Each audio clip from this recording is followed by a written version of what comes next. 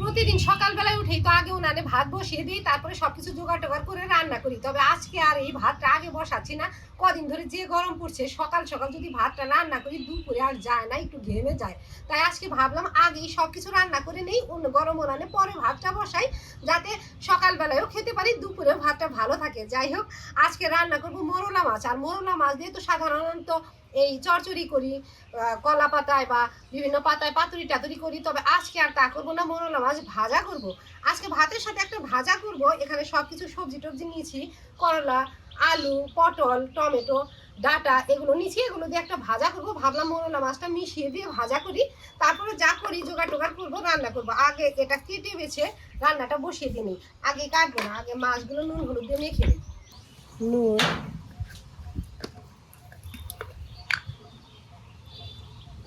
হলুদ গুঁড়ো ছড়িয়ে দিয়ে রাখি। উনানে আগে ভাতটা বসিয়ে রাখলে কাজ একটু তাড়াতাড়ি হয়। উনানে ভাত বসিয়ে অন্যান্য সব কিছু রেডি করা যায়। তবে আর আজকে করছি না। এই আলুগুলো আগে ছিলে নিই। আলু ছিলে সব কিছুই একদম চিকন চিকন লম্বা লম্বা করে কাটবো, ভাজার মতো।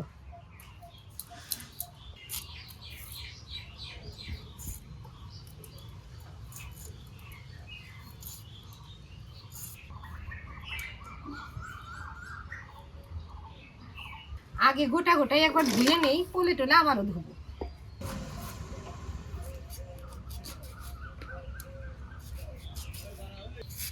পটল লম্বা লম্বা করে কেটে নিলাম। এখন করলাও ওই সাইজের মতোই কাটবো, লম্বা করে কাটবো।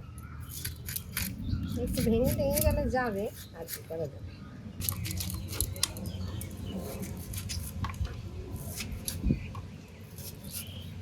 এবার আলু,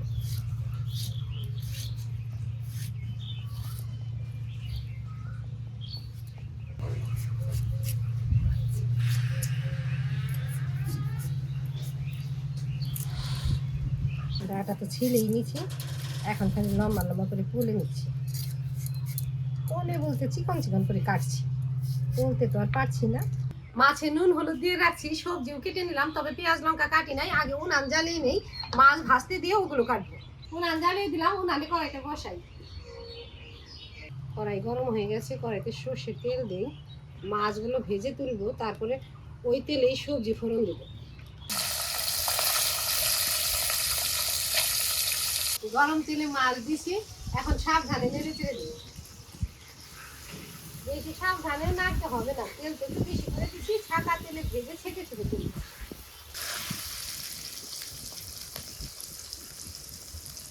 সবজিগুলো তো একবার গোটা গোটা দিয়েছি, এখন এখান থেকে ছেঁকে ছেঁকে কড়াইতে দেবো। বড় বড় রসুন পেঁয়াজের মতো কলেই নিলাম।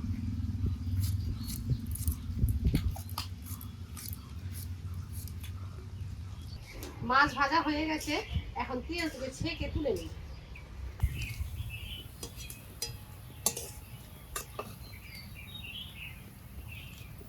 এখন এই তেলে পেঁয়াজ কুচি, রসুন কুচি, কালো জিরে ফোড়ন দেব।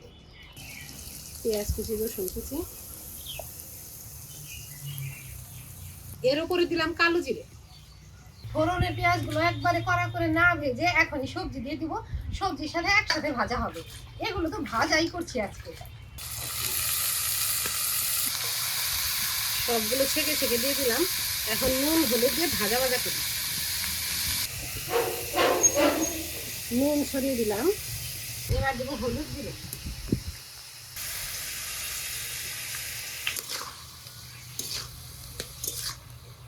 নেড়ে চেড়ে দিলাম, ঢেকে দেবো না। এগুলো তো আর একবারে মজে যাবে না, ভাজার মতো একটু ঝরঝরার মতো হবে।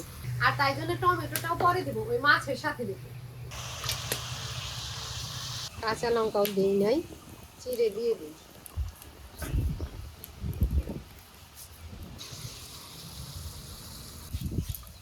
টমেটো কেটে রাখি।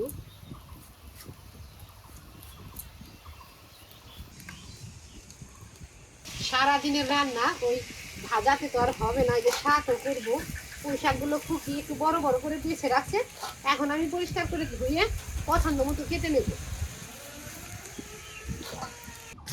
জল ঢেলে দিই, আর একবার ধুলে হবে না, বেশি জলে বারে বারে ধুতে হবে। আরো এক বালতি জল নিয়ে এলাম। এখন এই গামলা থেকে শাকগুলো বালতিতে রাখবো, বালতি থেকে কেটে কেটে তারপরে গামলাতে রাখবো, কড়াইতে দিয়ে দেবো। আগে তো আমার ঠাকুমা শাক রান্না করতো, একটু বড় বড় করে রান্না করতো, আমিও সেইভাবে করলাম। তবে অনেক দিদিরাই বলে শাক একটু কেটে ছোট ছোট করে রান্না করলে খেতে ভালো লাগে। দুই একবার করছি, আসলেও ভালো লাগে। তো এই যে একটু ছোট ছোট করেই কেটে নেবো আজকে। আসলে আগের দিনের কথাবার্তা ছিল আলাদা। আমার ঠাকুমা তো পালান থেকে তুলেই শাক পাতা রান্না করতো, ওগুলো তো তাড়াতাড়ি মজেই যেত। এখন এই যে বাজারের কেনা শাক সবজি একটু ছোট ছোট করে কাটলে আমাদের সুবিধা। ভাজাটা নেড়ে দিই, এক পিঠে লেগে ধরছে। এই যে কয়েকবার নেড়ে চেড়ে মাছ টমেটো দিয়ে নামিয়ে দেবো। ভাজা নাড়াচাড়ার ফাঁকে ফাঁকে শাকগুলো কেটে রাখি। একেবারেও তুলবো না, একটু ছোট করে কাটবো।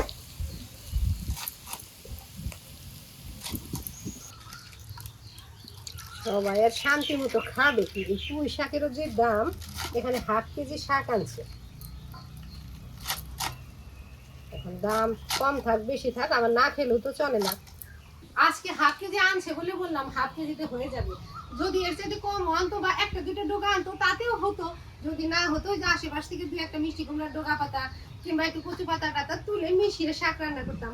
আজকে একটু বেশি আছে, এর মধ্যে আর কোনো কিছু দিতে হবে না। এই তো কাঁচা লঙ্কা কেটে রাখলাম,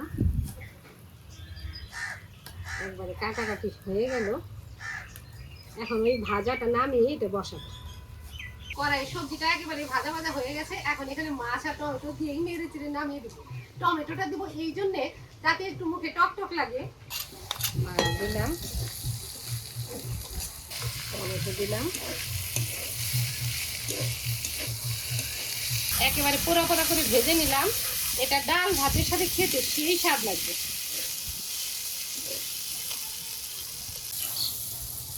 কড়াইটা ঢেলে দিলাম না, এটা নামিয়ে এই কড়াইতে শাক মজাবো। শাকগুলো তো আগে ধুয়ে রাখছি, ধুয়ে টুই কেটে নিচ্ছি।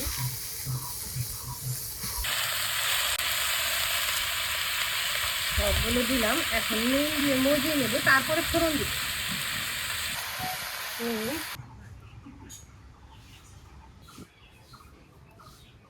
শাক মজে এইটুকু হয়ে গেছে। এদিকে ঘরে আছে 3 পিস রুই মাছ আর অর্ধেক রুই মাছের মাথা। যে কোনো মাছ আনলেই তো মাথা অল্প আনতেই হয়, তো আবার দাম একটু বেশি দিলে মাথা দেয় না। আমি মাথা সহই আনি যাতে মাথা দিয়ে আরেকটা কিছু করতে পারি, ডালে শাকে টাকে দিতে পারি। যাই হোক, এখন খুকি বলছে যে মাথাটুকু পুঁই শাকে দিয়ে দাও, দেই মাথাটুকু পুঁই শাকে দিয়ে দেবো। মাছে নুন হলুদ দিলাম,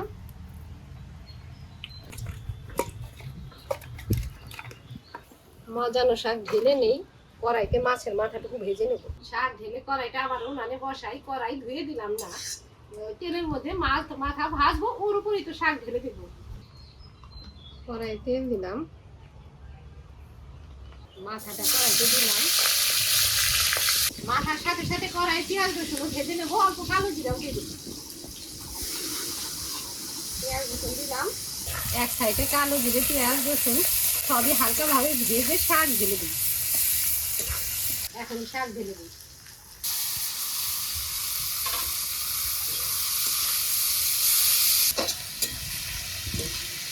শাক দিয়ে মাছটা ঢেকে দিলাম, একটু নরম হোক, মাথা একদম পুরোপুরি ভেঙে যাবে।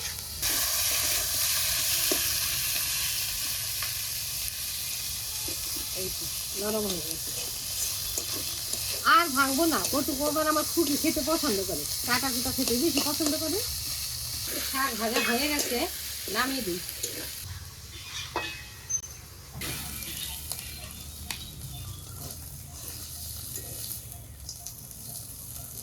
3 পিস মাছও আছে। খুকি তো ভাজা খেতে পছন্দ করে, বলে ভাজা করে দাও। তো শাকও ভাজা করলাম, গুঁড়া মাছও ভাজা করলাম, এটাও ভাজা করি, মানে বললেই হলো একটা কথা। যাই হোক, এই 3 পিস মাছ এখন আলু বেগুন দিয়ে ঝোল করবো। যদিও কালকের মুসুর ডাল আছে, ওটা দিয়ে সকাল চলে যাবে, তবে দুপুরে তো একটা ঝোল তরকারি লাগবে, এটা দিয়ে খাওয়া হবে। বেগুন দিয়ে আলু দিয়ে টমেটো দিয়ে ঝোল করবো। কড়াইটা উনানে বসালাম, ছোট্ট একটা কড়াই। অল্প মশলা বাটবো, পেঁয়াজ কাঁচা লঙ্কা আদা একসাথে বাটবো, জিরের গুঁড়ো আছে, আদাটুকু থেতলে নিই। কড়াই গরম হয়ে গেছে, কড়াইতে তেল দিই।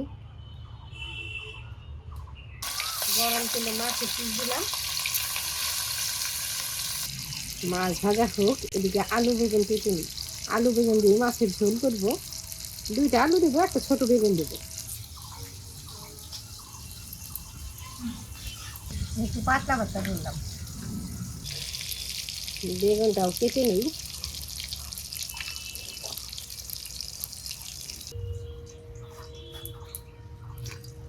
একটা আধা পাকা টমেটো কেটে নিচ্ছি, এটাও দিব। বড় বড় করে কাটলাম যাতে গলে না যায়। মাছ ভেজে নামালাম। এই তেলে ফোড়ন দিব। আজকে সব কিছুতে কালো জিরেই ফোড়ন দেবো, মাছের ঝোলে কালো জিরে দেবো। তেলের উপরে আগে আলু বেগুন দিই, একটু নেড়ে চেড়ে ভেজে ওই সাইডে অল্প কালো জিরে দিয়ে দেবো।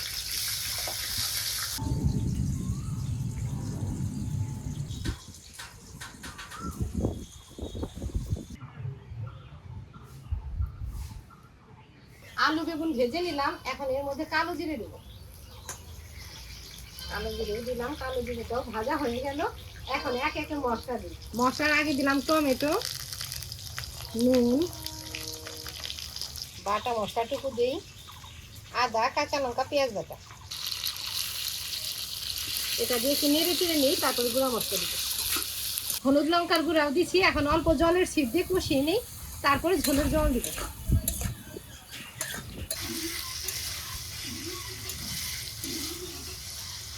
মশলার সাথে নেড়ে চেড়ে কষিয়ে ভাজা ভাজা করে নিলাম। এখন ঝোলের জল দিব।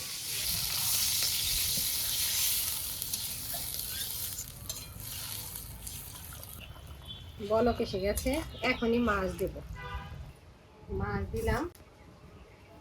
এখন উপরে জিরে গুঁড়ো ছড়িয়ে নামিয়ে দিব। আর জাল টাল দিব না, উনানে বেশ আঁচ আছে, এতেই হয়ে যাবে। এখন দিব জিরে গুঁড়ো। রান্না পুরোপুরি হয়ে গেছে, এখনই নামিয়ে দেব। মাছ ভাজার থালাতেই ঢেলে দিই। মাছ ভেজে যে থালাতে নামাইছিলাম ওটার মধ্যে ঢেলে দিলাম। আর মাছের পিসগুলো পাতলা পাতলা, এটা থেকে বাড়তে সুবিধা হবে, ভাঙবে না।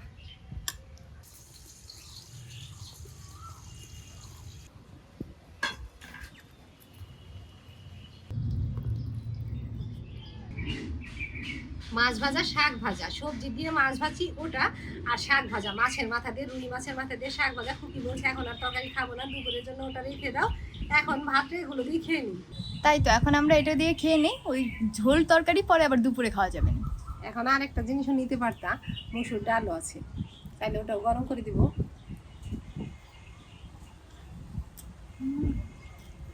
মাছের তরকারিটা তো ভালো হয়েছে।